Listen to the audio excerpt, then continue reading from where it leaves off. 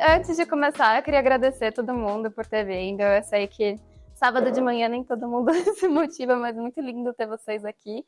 Quero muito agradecer a casa por ter me recebido. Eu estava até comentando de manhã aqui do processo do livro como um todo. O lançamento aqui foi a parte mais tranquila, principalmente por ter vocês, então obrigada. E, bom, estou animada por estar aqui, muito animada por ter essa companhia do meu lado. Não tinha pessoa melhor para me fazer essa mediação. E podemos começar. Se quiser começar contando quem que é Mara na Fila do Pão. Acho que hoje Mara na Fila do Pão é uma das idealizadoras do Mater Hub, que é um projeto que visa resgatar estudos de sociedades com modelos muito diferentes do nosso, que são muito inspiradoras para nós. E eu acho que isso conecta com o livro no sentido de que o livro eu acho ele bem provocativo, sabe? A gente vivenciar e refletir sobre nossas vidas urbanas sob um outro olhar. Eu recebi o livro um pouco mais cedo, porque ler antes de me preparar para cá. E ontem eu devorei o livro, não é que eu li o livro. Então, para mim, é um prazer enorme estar aqui, né? Admiro demais, Rafinha, seu trabalho. A gente foi um pouquinho, né, dos bastidores desse livro, então também estou muito feliz de estar aqui. Queria começar com 3 perguntinhas. Então, quem já recebeu o livro antes sabe que o livro ele é dividido em 3 grandes partes. Correr, observar e sentir. E aí eu tenho uma perguntinha para cada uma dessas 3 partes, só para a gente aquecer aqui o nosso papo. E a ideia é que também a gente abra para perguntas de vocês. Então, o correr, você pega cenas muito legais das pessoas correndo. E aí, eu fiquei muito assim, como será que é o processo da Rafa de capturar essas imagens? Será que você também estava correndo? E aí você fez peraí, que essa cena... Ou você não estava correndo, saiu deliberadamente e falou assim, não, agora eu vou capturar. Mas eu fiquei curiosa um pouco do seu processo para tirar as fotos, assim, para gerar as imagens. A parte do correr, acho que o livro como um todo, para mim ele é muito, nasce da correria, então tem muitos takes, principalmente do metrô, não sei se eu coloquei. Aqui tem 2 fotos do metrô. Acho que eu tô lá no metrô, no meio da correria de São Paulo, e eu olho para uma cena e falo, isso ilustra muito a vida na metrópole, tipo, você tá ali sofrendo, esmagado, tem até a questão de parecer uma lata de sardinha na primeira foto, então isso é um pouco da ideia que surge, mas uma coisa que para mim tem acontecido já nos últimos 3 anos, principalmente focados no processo do livro, de sair meio sem esperar algo, porque na fotografia tem muito isso, né? A gente pode sair muito já na expectativa de encontrar uma cena, mas você também pode sair na expectativa só de estar atento, que essa reflexão com o tempo até quer arremeter, de, tipo, se você está no meio desse caos, como é que você consegue estar atento ao que está acontecendo, mas sem estar ansioso pro, nossa, vou bater uma foto. Claro que tem vezes que, sei lá, você vai dar um rolê aqui no centro ou algo assim, e você fala, vou levar minha câmera porque nunca se sabe o que pode surgir.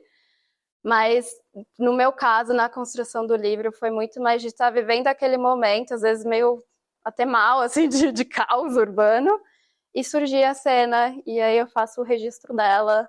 Então, até muitas vezes, não são todas fotografias que foram feitas com a câmera, porque é isso, às vezes eu tô no metrô e surge, e aí vem a foto. E aí, continuando, né, do correr pro observar, eu acho que muito, a genialidade da fotografia tá muito no seu olhar, né, tá muito no qual que é o recorte, qual que é a cena, qual que é o momento que você pega.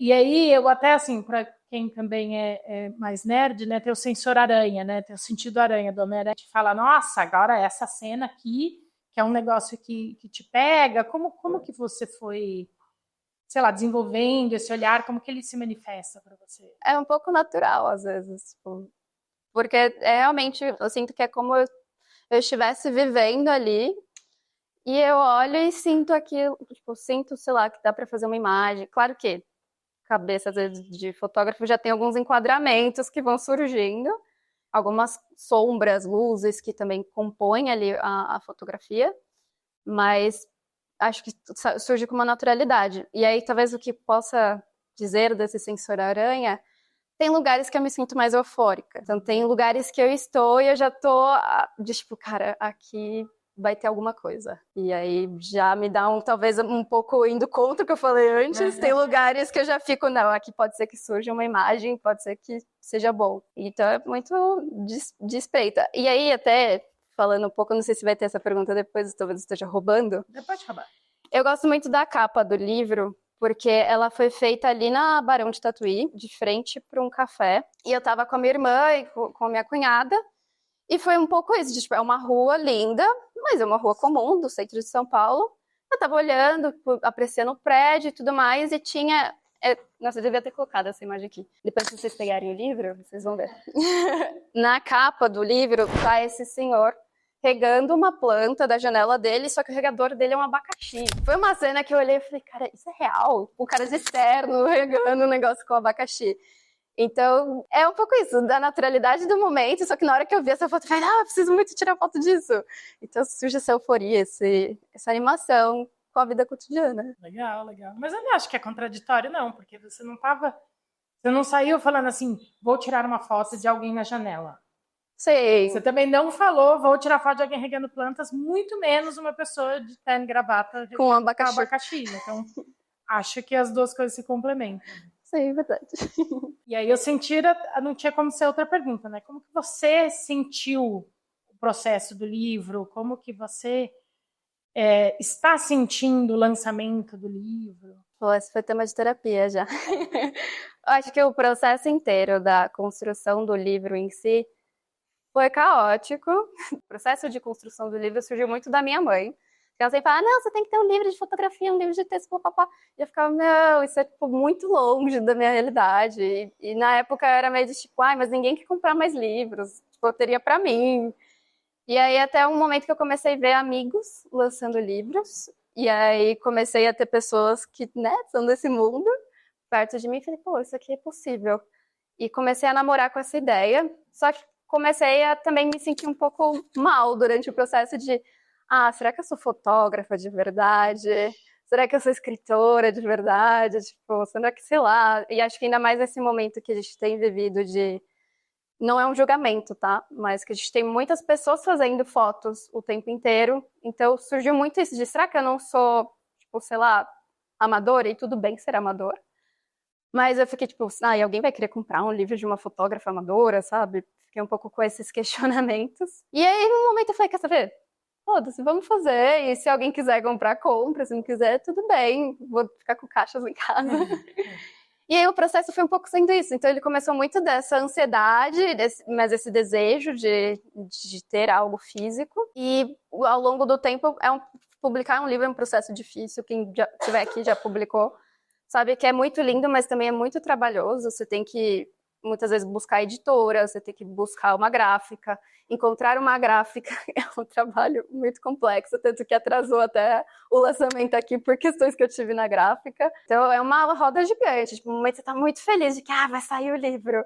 E aí chega uma notícia de não, vai atrasar o seu livro mais 10 dias. E aí você tem que se reprogramar, pensar em tudo. Então não tem uma palavra concreta, assim, de o que eu senti 100%, porque foram muitas emoções surgindo. Mas no processo de criação em si do livro, eu senti que foi uma forma de eu me reconectar com o meu próprio trabalho, que eu já estava desconectada há um tempo. Para mim é até bem emocionante, assim, esse processo do ensaio sobre o tempo, porque ele foi a minha volta para a fotografia com um olhar mais de rua, um olhar mais documental e saindo do corporativismo que eu estava antes de fazer essa transição. Eu vou puxar uma pergunta, porque você falou da sua mãe e você falou sobre, né, sobre o processo ser uma montanha-russa, né, de você também lidar ali com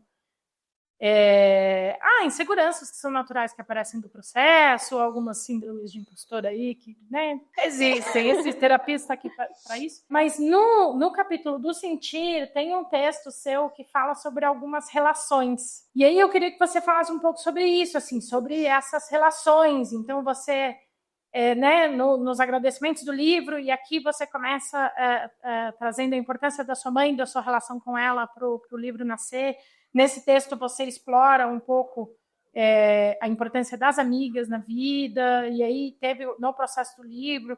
Queria que você falasse um pouco sobre isso, assim, sobre as relações, as importâncias que essas relações têm para você no processo do livro, mas para além dele, né? Perfeito. Esse texto, inclusive, para quando vocês estiverem com o livro, ele é muito para minhas amigas, então leiam. Que para mim, o processo de construção do livro, ele surgiu por a motivação da minha mãe, mas também teve muito suporte de muitas amigas, que não é à toa que a parte de final do livro tem muitos agradecimentos, tanto no durante quanto no depois. E eu acho que as amizades que eu tenho, principalmente com mulheres, foram as que mais me fizeram sentir o que é você amar alguém. Eu sei, é muito clichê isso, mas eu acho que é um amor muito diferente dos que eu vivenciei. E aí no livro, nesse texto em específico, eu tô dando aí uma viajada sobre estruturas relacionais e tudo. E você, como estudiosa da sociedade matriarcal, pode comentar um pouco também sobre isso. Mas o ponto é, acho que chegou um monte de gente agora. Chegarem para comprovar que eu não tô sozinha. Mas, enfim, eu acho que eu me embolei já na resposta. Mas o ponto fazendo até conexão com o livro e tudo, o processo, então, criativo, eu acho que ele teve mais segurança, porque na vivência desse tempo eu tive muitas mulheres incríveis ao meu lado. E para mim elas são o grande amor da minha vida, porque eu acho que a gente tem hoje essa grande discussão sobre os relacionamentos que a gente vivencia, mas para mim é muito de entender as amizades que eu tenho como relações tão importantes quanto o companheiro ou companheira que eu for ter. E esse texto, ele é meio que essa carta, assim, sabe? As minhas amigas dizendo, tipo, vocês são muito importantes pra mim, eu quero vocês na minha vida. E eu vou começar a chorar se eu continuar falando. Então, vamos de pergunta. Eu vou falar alguma coisa, né, pra quebrar. Não, eu gostei muito desse seu texto e agora, né, da sua fala, porque eu acho que é um questionamento de hierarquias, né? A gente tem, culturalmente, socialmente falando, uma hierarquia das relações, né? Então, a mais importante é o seu casamento, óbvio. Tanto que a gente pergunta, mas vocês são só amigos? Não é? Essa pergunta, ela embute muito um juízo de valor, né? De que a amizade, ela é menor do que o relacionamento afetivo, que vem muito do mito do amor romântico, né? Eu acho que a gente vem cada vez mais questionando isso e é muito legal ver na prática essas alternativas, né? O quanto que a nossa vida pode ser muito mais saudável quando a gente não diminui as outras relações, né? Não que a relação afetiva tá tudo bem, ela é importante, mas ela não é a relação que sem isso eu não sou suficiente, sem isso, whatever. E é muito legal que no livro tem uma foto que para mim é muito linda. Eu tava falando com o Joca antes dela, que é uma foto do avião. Acho que era um voo, sei lá, acho que 10 horas, algo assim. E tinha uma menininha que ela tava tensa. A mãe dela tava sentada no outro banco. E aí elas deram uns dedinhos, assim. E eu falei, cara, não. E pra mim isso é uma forma de, tipo, segurança, sabe? É uma das relações muito bonitas. Bem assim. E no avião, sabe? Tipo, caos do avião. Então é muito bonito, eu acho que isso é super importante. Inclusive, esse post-it é a pergunta que eu acabei de fazer. Olha, sincronizadas. Eu já conheci a sua fotografia, né, que eu te sigo já faz muito tempo, mas eu fiquei muito bem surpreendida com seus textos. Ninguém conhecia. Eu acho que eu já vi uma coisa ou outra que você publica e tal, mas eu acho que aqui é uma obra, tipo assim, tá, então essa é a escrita da Rafinha, gostei muito. Obrigada. E aí queria que você comentasse sobre isso, sobre como nascem os textos. Uma coisa é como nascem as imagens, as fotos, né? Mas como nascem os textos para você? Os textos, eu até vou me diminuir um pouco. Não, tem muito texto que é antigo, e aí acho que eu talvez vou estar roubando alguma pergunta, mas se encaixa. Não, você pode ter. Acho que é essa questão do tempo. Quando eu fui fazer o processo de decidir qual seria a temática do livro e tudo mais, o início se chamaria um ensaio sobre aquele dia, que era muito em referência a um livro que eu vi uma vez, que era muito roubar o nome dos outros, mas se chamava Aquele Dia, eu falei, um ensaio sobre aquele dia. E era um livro que mostrava cenas do dia e a pessoa descrevia as imagens, lindo. E eu estava super conectada com esse estilo de fotografia e eu falei, tá, eu quero que tenha textos no meu livro, mas eu acho que meus textos eles não iam casar com só um ensaio sobre aquele dia. E comecei a refletir do que esses textos estavam falando. E eram textos assim, antes da pandemia e outros depois, e todos era essa questão de sentir que você tá num caos, que tá faltando tempo, que, tipo, subindo até um pouco de uma ansiedade. E os textos, então, eles não surgiram necessariamente com as fotografias, mas quando eu fui fazer o processo de compilar tudo, eu falei, nossa, se encaixam uma coisa com a outra. Tipo, eles estão se conversando e é muito doido, assim, que, tipo, na hora que eu fui ver, os textos estavam falando dessa necessidade e a ausência do tempo ao mesmo tempo. E eu fui olhar para minhas fotos e falei, cara, você tá tirando fotos justamente do que você tem sentido.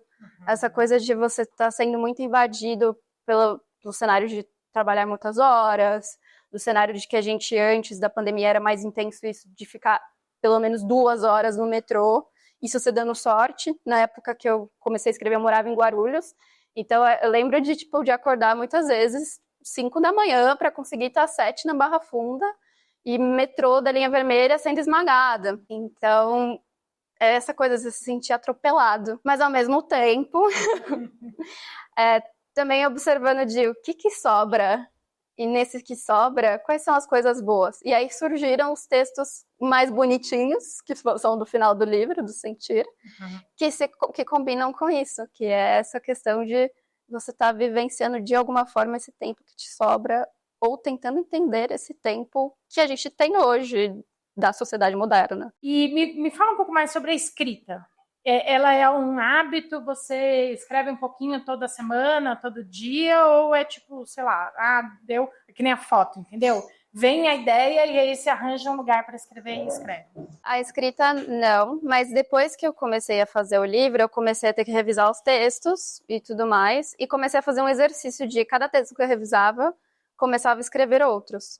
Não entraram no livro, entrou um só desses novos. Mas para mim a escrita ela é muito sobre quando eu tô sentindo algo. Eu preciso meio terapia, assim, sabe? De tipo, cara, minha cabeça tá muito bagunçada, preciso colocar isso no papel. E não só bagunçado de coisas densas, mas também de coisas tipo, tô muito feliz, eu quero escrever isso, tô muito pensando, quero botar isso no papel. Mas eles não são processos que nascem necessariamente juntos. Vou perguntar desses dias, cara, por que seu livro tem textos em espanhol? Eu acho que porque eu comecei a ter muito contato pela língua, a Steph tá aqui, Juan tá aqui também, e comecei a vivenciar muita gente falando espanhol perto de mim, depois no trabalho, e eu comecei a perceber, é muito péssimo isso, mas eu comecei a perceber que ficava mais bonito. Algumas palavras.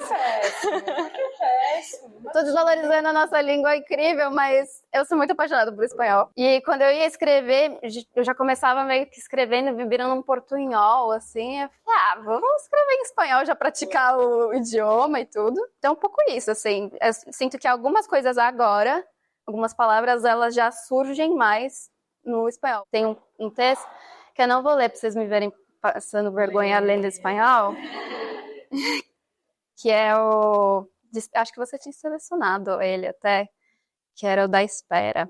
Ele foi um texto que surgiu 100% assim, em espanhol, não foi portunhol, porque às vezes é isso, começa meio em portunhol, porque né, a gente não tem todas as palavras ainda.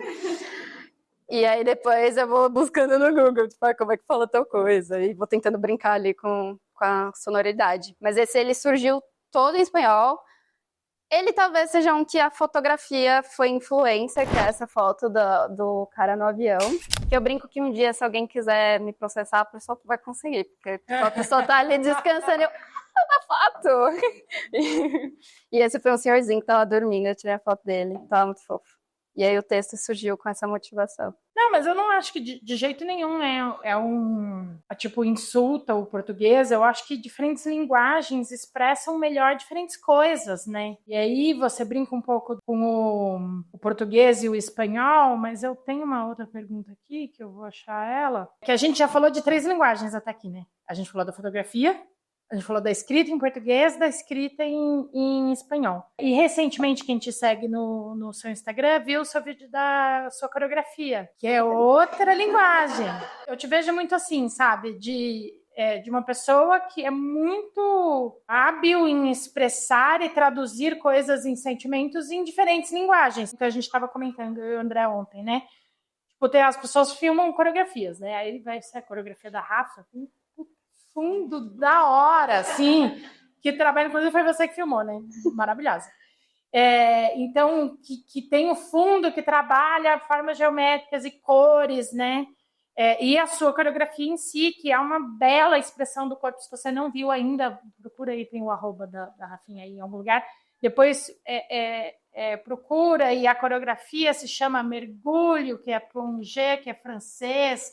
Então, eu acho muito interessante isso, como você trabalha muitas linguagens diferentes, mas dentro desse tema da expressão, de como que você expressa, traduz sentimentos. Isso da coreografia é até interessante, porque quando eu comecei a fazer fotos até com um estilo mais artístico, eu comecei a navegar no artístico, e muito brincando com cores e tudo. E aí, quando eu conheci o universo das coreografias, para mim me surgia muito isso, de que eu olho para o corpo como uma forma de expressar o que você está sentindo para além da palavra, para além da imagem, e muito mais você se movimentando. E eu lembro que quando eu fazia fotos, eu lembro que a Mai não está aqui, mas foi uma das minhas primeiras amigas a posar para mim, e o nosso primeiro projeto se chamava Triste Locomar, que foi numa época que a gente estava vivendo uns períodos meio tensos. Minha irmã foi nessas fotos também. A gente estava vivendo um período, não que tenha mudado isso, mas de muitas mulheres estarem sendo agredidas verbalmente.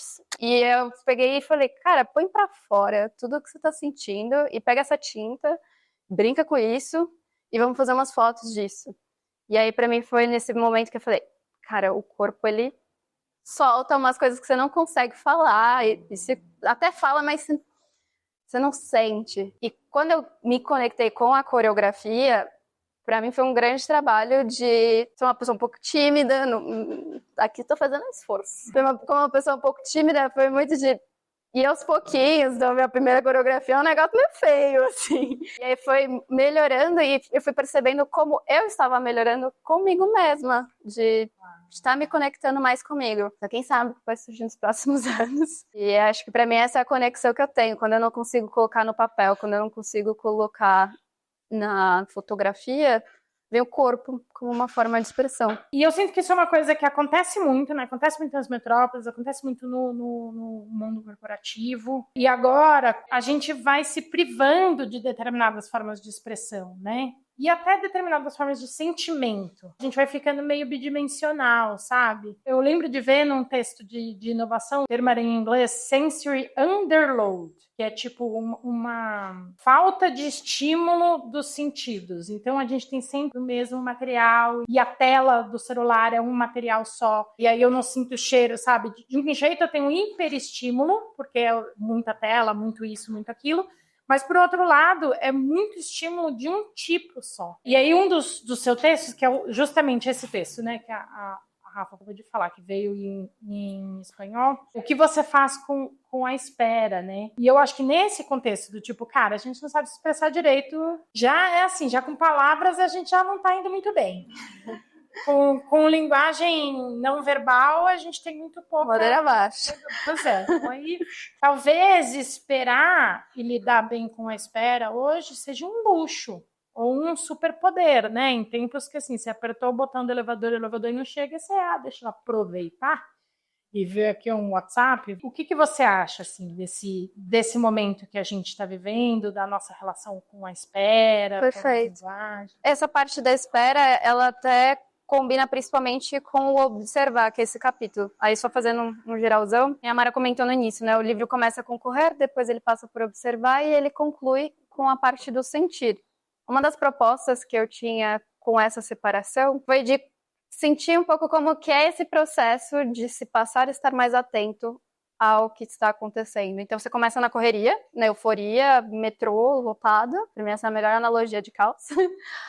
E depois você passa para observar. E aí, quando você vem aqui no observar, ele tem fotos do museu, tem fotos das pessoas batendo um papo na rua, tem fotos de coisas acontecendo enquanto esse caos está instaurado. E termina no sentir, que é já essa parte mais de autorreflexão do que eu estou sentindo no meio de tudo isso. E aí, a conexão que esse texto tem no observar, e ele está dentro desse capítulo, é justamente de, né, estou no metrô. Se eu deixar de pegar meu celular no metrô para otimizar meu tempo, porque eu vou gastar 1 hora no transporte e eu quero otimizar meu tempo já vendo quais e-mails eu tenho, quem me chamou no chat, quem, sei lá, tá falando comigo no WhatsApp, e simplesmente só estar lá no metrô. Ou tô no museu. Grande desafio, porque a primeira coisa que a gente faz, eu faço isso, de chego no museu e já falo, quero tirar umas fotos dessa obra, quero, sei lá, tirar uma foto de tal lugar.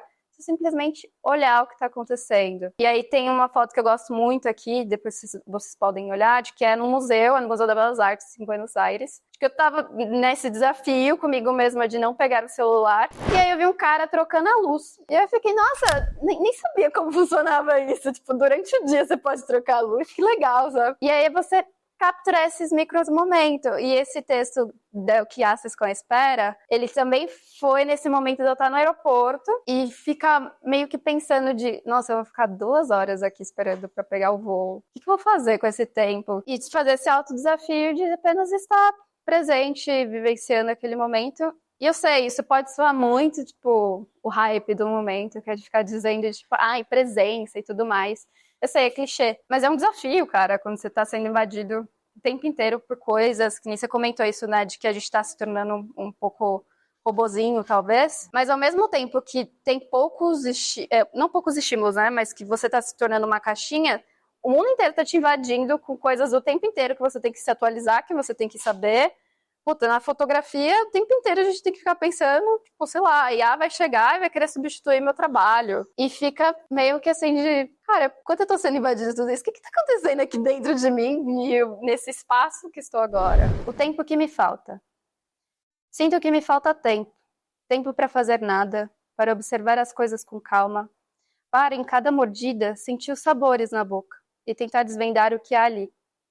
Falta-me tempo para pensar antes de responder, processar, sentir, antes de despejar uma avalanche de palavras sobre você. Falta-me tempo para me observar, para ter mais clareza sobre minhas emoções, pensamentos e devaneios. Falta-me tempo. Mas não quero que ele me falte, nem quero que me faça tanta falta. Não quero a sensação de que é algo que eu já não tenho mais. Mas o tempo, ora, segue existindo. Pensando bem, talvez eu é que tenha faltado com ele. Meus pais acabaram de chegar. Eba!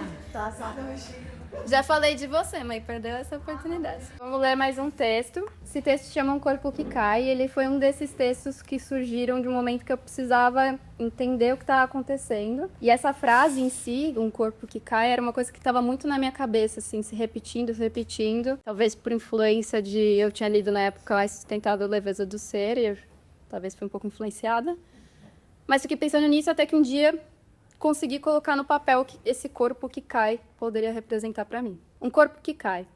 Essa frase permeia a minha mente há tempos. Não me recordo de como cheguei até ela, mas sempre me questiono o que representa essa queda do corpo. Penso sempre no impulso de alguns em se jogar, no sofá, na cama ou em algo mais radical. Um mar, uma piscina e até mesmo aquilo que não é plano, como a vida. Esse corpo que anseia por se arremessar é o corpo físico ou mental? E ao cair, o impulso de levantar existe? Ou apenas adentrar nessa imensidão desconhecida? E quando nos apaixonamos, nós também caímos? Como no clássico americano Fall in Love, em que fall significa cair, caímos no amor? Ou nos entregamos ao abismo do desejo? Seria então a queda a nossa vulnerabilidade? Ou apenas um outro nome para o salto? Arremessar, jogar, adentrar, mergulhar, todos sinônimos do medo e da coragem que se misturam na beira do desconhecido. Talvez essa frase, que há tanto me persegue, seja sobre um corpo que cai sobre si mesmo, a cada vez que se rende ao próprio sentir.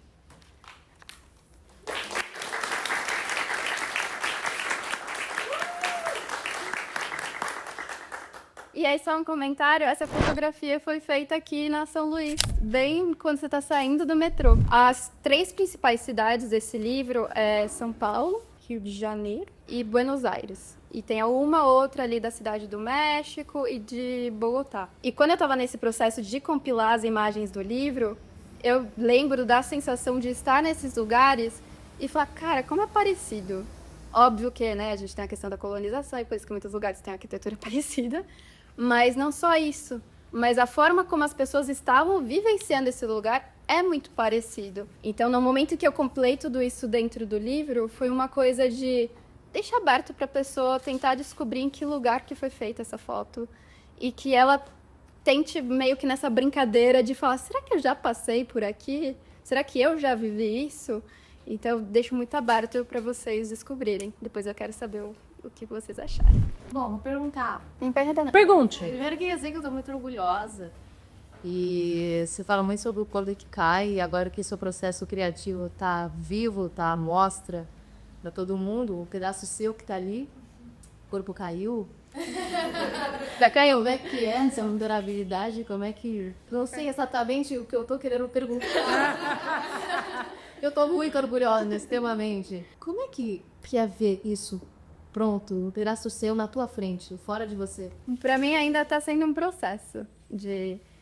o livro, ele chegou faz 10 dias, menos talvez. E foi muito louco, né? Os caras chegaram com as caixas. Aí vai chegando caixa, e você vai olhando e você fala, cara, não vende tudo isso, né? Tem que vender tudo isso aqui. Aí começa a dar uma ansiedade. Aí ao mesmo tempo você fala, nossa, eu tenho tudo isso de livro, que legal. Então vai sendo essa coisa, assim, vai surgindo.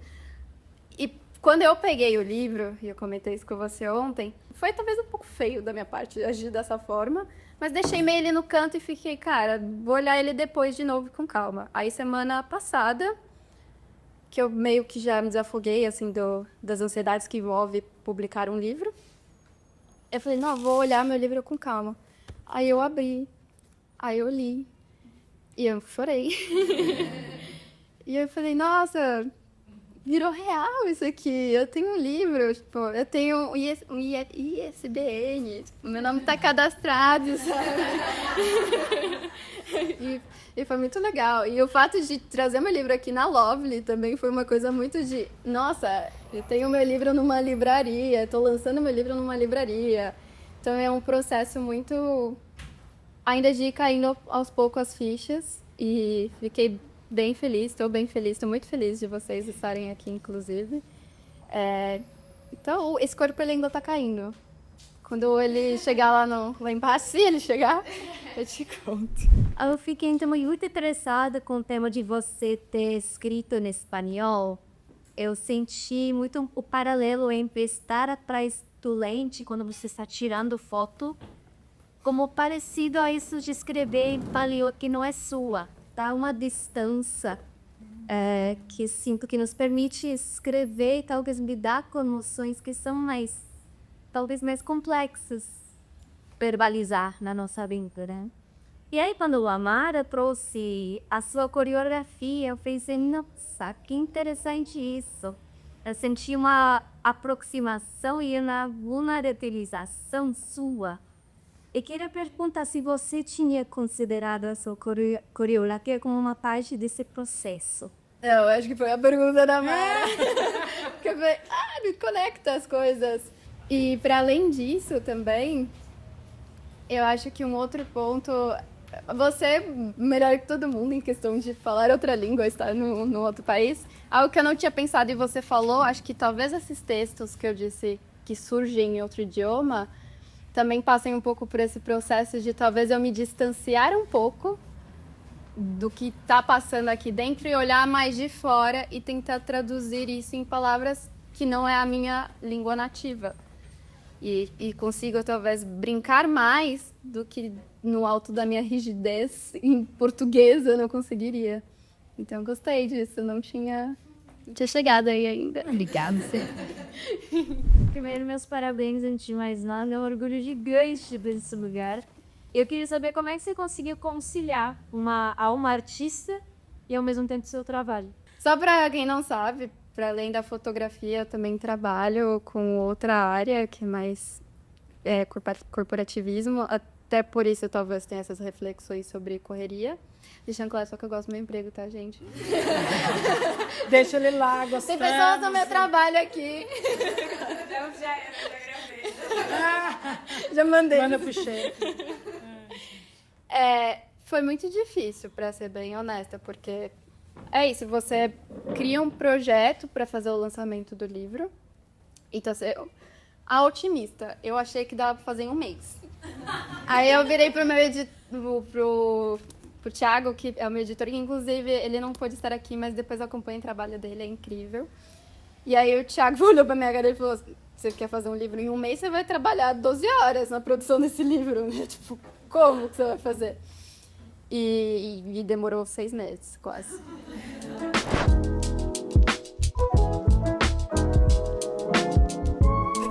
texto, ele foi, inclusive, o último que surgiu no livro. A ideia é que esse livro tivesse 218 páginas.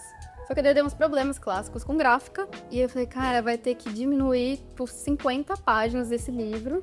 E foi um trabalho super difícil, porque o Sentir é o meu capítulo preferido. Ele tava super bonito, não que agora não esteja, mas tava muito maior, então eu tive que matar muita coisa pra dar a quantidade de páginas que a gente tem agora. E aí eu falei, agora que eu matei tudo isso de página, ele tá terminando de um jeito que não tá fechando. E aí fiquei uma semana inteira quebrando a cabeça em como finalizar esse texto. E aí, pra quem me conhece, sabe que eu sou muito fã da Vanguard.